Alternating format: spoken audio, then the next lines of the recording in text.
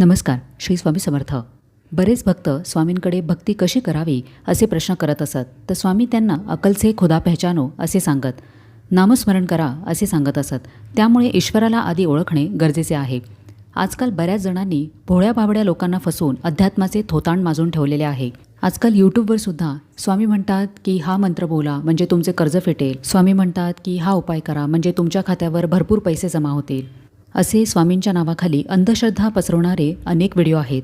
स्वामींनी कधीच अंधश्रद्धा, कर्मकांड, बुवाबाजी यांना थारा दिला नाही. त्यामुळे स्वामी भक्तांना सुद्धा भक्ती आणि थोतांड यामधील फरक जाणून घ्यावा लागेल. स्वामींनी कधीच लाखो हजारो रुपये खर्चून भक्ती करायला लावली नाही. त्यांनी फक्त नामस्मरण करा, ईश्वराची सेवा करा हाच उपदेश दिलेला आहे. अन्नदान, ज्ञानदान, अडल्यानडल्यांना मदत अशा प्रकारच्या सेवा स्वामी सांगत असत. त्यामुळे स्वामी भक्तांनो, अकल से खुदा पहचानो आणि वेळीच सावध व्हा. श्री स्वामी समर्थ.